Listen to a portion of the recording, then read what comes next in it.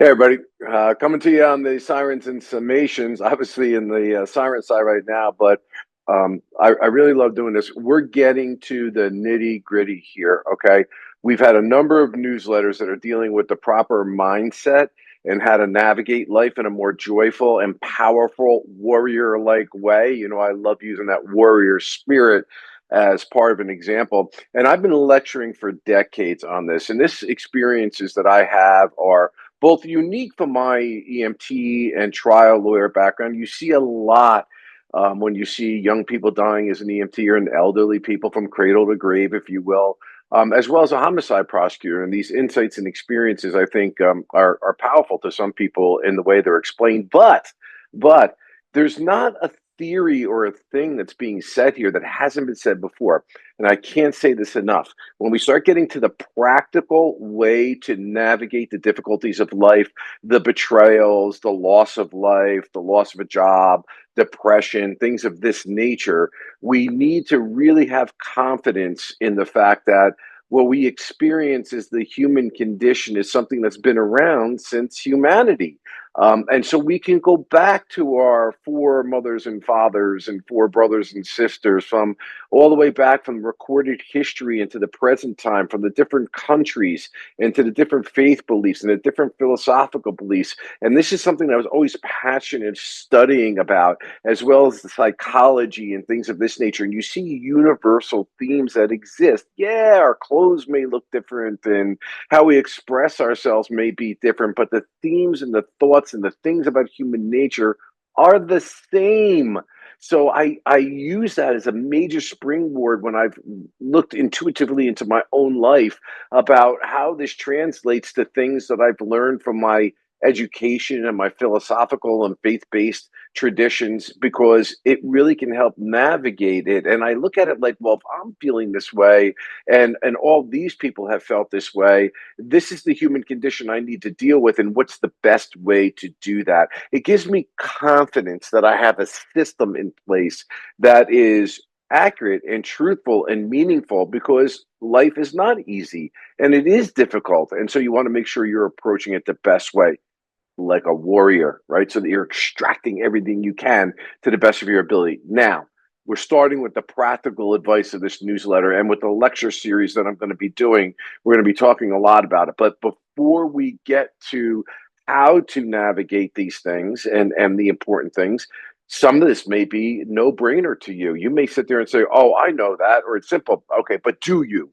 Do you know it? Do you feel it in your heart? Because if you do, you wouldn't be asking the question. Sometimes the simplest answers are the best ones, but people make them so complicated and so complex in today's world. I am going crazy after having done this for so long with every thought leader that's coming out with their 10 tips on this and their 5 life hacks. It's not that way. Run away from that. This is not something that's helpful. You need to be more intuitive in my mind and feel this and believe in it and find your own ways to find your hacks, if you will, because not everyone's are going to be the same. Give examples on how to do it, but you need to make it your own. Anyone that's selling you some magic potion in a bottle is selling you snake oil. Okay, so let's get to the part of the practical aspects of things.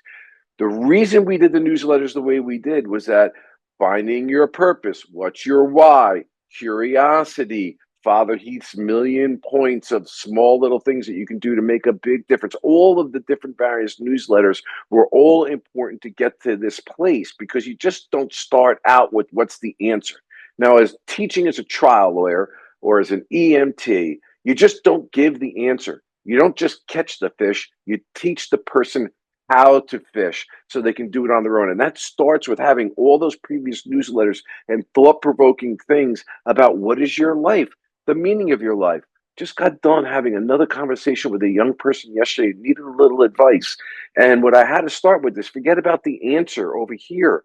You need a whole bunch of work before you even get to the answer as to what is your why, what is your purpose, what is your passion. It's not just about finding a job. What inspires you? When we went through an hour and a half long consultation about these things, She had a much clarified purpose down the road, said, quote unquote, this is the most life altering hour and a half of my life.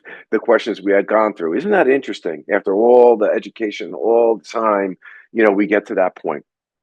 Okay, so let's get there sooner than later. Once we go through those newsletters, practical reality. Well, here's the first thing I have to say from my own life's experiences. And again, wisdom is lived. And that's why I've leaned into so many things in my life, difficult things, hard things, tragic things, things that happened that I didn't want to happen. Lived experience, not checklists, are going to be what's going to help you. And the first is mastery of your mind. Okay, this is why I understand that. Do you understand it? We all have a monkey mind. That's a Buddhist expression. Okay, this mind that can jump from here to there to the other place. And boy, we have it a lot today. I do too. I have to, the social media, and you're going from this to that to the other, and you have certain work and things you have to do. Are you mastering your mind? You're trying to keep your body healthy by eating the right foods, drinking the right things, exercising. You're trying to keep your spirit healthy, maybe by prayer or meditation. You're trying to keep your family healthy. You're concentrating that. Are you keeping your mind healthy? Are you flossing your mind to get rid of the negativity, the toxicity, and the manner in which you approach the narrative of your life and what is happening? Now, what do I want to give an example of this, and we're going to do a lot more. I don't want this to be a long video, but I do want to say that even though I've always had this perspective, there have been times in my career and in my life, and I'm going to tell you about one in particular, but there's many I could talk about. You have to go through a process. I get that. When sometimes somebody treats you unfairly, take something out of your trust account, I call it. What I mean by that is your trust as a human being. When somebody is attacking you unfairly, when you're being critiqued, you have to accept the fact the haters are going to hate, as the song goes, right? Or the people say that phrase. There's truth in this. You are in a world of people who are not going to agree with you, maybe rightfully, maybe because you're wrong. And there's people who are going to be looking to just harm you because their life is so negative. Their life is so small, so depreciative. So when I was the county prosecutor, what amazed me a couple of times, or many times, we had a prolific community affairs unit. Why did I love that unit? I loved it because in addition to what we would do is the traditional lawyering and prosecutor stuff, the community affairs unit gave me an opportunity to build bridges with communities where I could make a difference in the lives in a different way. It was a huge platform. And if you go back to Father Heath's million points of making people's lives just a little bit better, you'll have a better perspective as to why it was so empowering to me. And so, yeah, you do your day job, and at night we were all over the place. And a lot of people started um, making comments like, "Oh, he can't really believe in this," and there were naysayers about it, and the people that didn't understand it, from all the way to the point that what's in it for him. Well, look, David Hume said that nobody does, the great philosopher and mathematician, nobody does anything unless it's to benefit them, and I think to some extent, and even if it's a most generous act, you benefit by it because it makes you happy. But there are benefits that you get because you're doing good things and you're proud of what you do. And then there's benefits that are selfish, selfless, and selfish. And the selfish people project, okay, or there's always going to be projection. You're never going to get around that human nature. You're never going to get around this fact. So what we're trying to do here is how to navigate it. So a selfish person looks at the community affairs unit, and with the prism and lens of their life, they say, well, there must be some nefarious attack, must be something they're getting out of it. I wonder what that is. And their mind will cogitate. They can't comprehend the idea that Father Heath's million points of light that were in the heart of Bob Bianchi is doing it because what makes me feel good is being selfless and helping other people, like like most of us want to do. But the few fraction of the naysayers, and they are a small percentage, are looking for a reason to drag you down. They're looking for the nefarious reason because that's how they're thinking. Now, you got to get away from those toxic people to the extent you can. We'll be talking about this in subsequent newsletters and techniques and things on how to do it. But just generally speaking, you've got to floss your mind from those people because now you start thinking about them more than you are about the positive things you're doing. Two experiences in my life I want to give you. One was a very dear friend of mine when I was in law school. who came up to me one day and said to me, Bob, you know what the greatest problem with your personality is? Now, when somebody says something like this to you, you perk up as a friend, you respect them. And he said, you are too forgiving of people. You need to learn to be a little bit more vindictive when somebody does you dirty. And I remember as a young person, this was very impactful to me. I'm like, well, maybe I should be, and maybe I'm too easygoing, and I just let things go. And I'm like, it is what it is, and I move on, and I don't let it affect me. Now, years later, advance that years later, and I think about how stupid that was. I was right where I needed to be. To even take a nanosecond to think about whether or not I should be more vindictive or whatever. Look, no, you don't want to get walked over. And I didn't change my point of view, but it made me think. But I was young and I didn't know the way of the world, and maybe I'm going to be pushed over. And so then I made these thoughts in my head. No, the fact that you can be slighted or disrespected. I'm not saying walked all over. That's a whole different situation. Anybody knows me knows I'm not a shy of being confrontational. Um, Sometimes you need to be righteously confrontational. But there's many, many, many times in my life where I was confronting something where it was just better to walk away and not care about it. And that's a thing that I constantly say to myself. Is this battle worth my mental energy? Is it worth my emotional energy? Can I really do anything to change it? Hey, we've all had the experience, guys, right? How about many years later, you're like, I don't even really remember what that was all about. If that's something that you can say, then you know that you got to do it in the present moment. And an experience happened to me when I was prosecutor where somebody had done something extremely wrong, in my opinion, very, very disloyal, um, small, petty, affected a number of people. They should have been, better, done better, and they harmed a lot of us. And there was somebody who kiddingly said, if I could put that guy, this is like years later, in a wood chipper, I would still do it. It's a terrible reference, but he was trying to make a point. And I remember saying to this individual, dude, I mean, you're going to bed thinking about this guy. You're waking up thinking about this guy. I will not let that person have that power over me.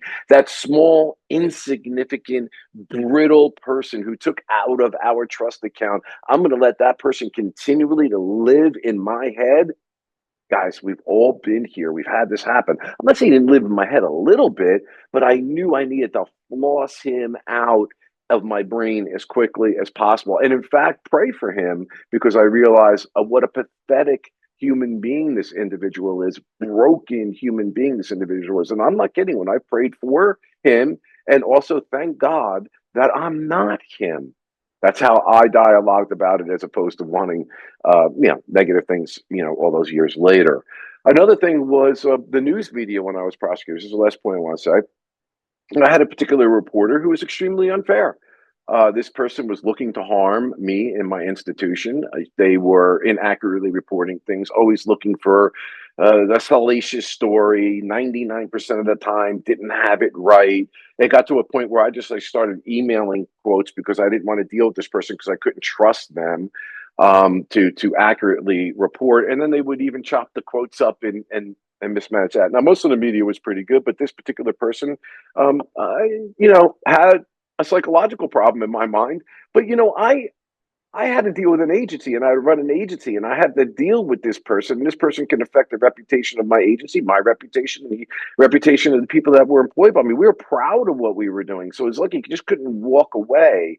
But it would so anger me and agitate me and irritate me. And after the prosecutor's job was gone, and I leaned into that job with all my heart, all my soul, all my body. If you know anything about my story, I trained for that my entire life for that job. I loved that job and everything that it meant.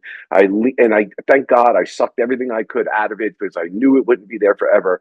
And then when I had the opportunity to look back at the sum of the joy that was taken away, the only thing I could say was waking up in the morning to see whether or not some crappy, shitty article was written about me or my agency that was completely fabricated and from the heart and mind of a person whose life was small and just looking to hurt at least me for whatever reason to this day, I don't know. And I used to say, and I'm going to end the message with this. That person took my joy away to a little bit, not a lot. I was able to get around it and corner it and recognize I'm not going to let this person defeat me. I'm not going to let them take everything, but they took a little bit.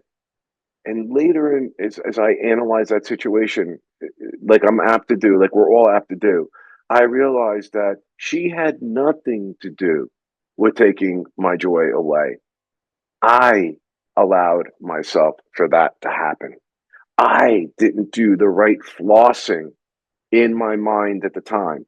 And I understood it was a continuing threat and a continuing danger. But the fact was, we did everything we reasonably could to try to build a relationship, to try to explain ourselves. But at the end of the day, and that was all good. We could continue to address the situation. It was what she took away emotionally from me when I was going to sleep or when I was waking up or how it made me feel that took a little edge off the joy I had. And I gave her that power. She didn't have that power. I gave that power to her. Do you have situations in your life where you give the power away of your joy, of your peace of mind? Look, I still do too. Don't get me wrong. I don't write this from the standpoint that I'm a guru on a hill that's just, living the dream. I struggle with it every single day, but I at least have these road marks. I have this community. I have you. I have the ability to reinforce this message by even giving this presentation. We all have this issue. And the sooner we can get the naysayers out, the sooner we can let them impact us less, the sooner that we can move away from toxicity. We have the choice to say, bless that person. Thank God I am not that person. They're hurting, they're small, they're weak, and they're looking to take down the positivity and the energy and the good work that I'm doing. And I'm not going to allow them to do that. That's the first step in my mind to understanding. And as you see in the newsletter, all the quotes from the philosophers and the great thinkers in the past that talk about how we dialogue about an issue. Find the gratitude. Find the joy. It's there. Find the lesson. It's there. Bob, find the lesson. Bob, find the lesson. Bob, find the gratitude. Bob, take your mind off it and think about all the great things that happened today and all the great things that are going to happen after I'm done addressing the situation at hand. Don't let them rob any more emotional energy. Lost your brain. Okay, so mind control. We'll talk a lot more about this. If it's interesting to you, please comment, like, share. I love doing this. I hope you become part of this community. We got a lot more to come. Be well. Thank you.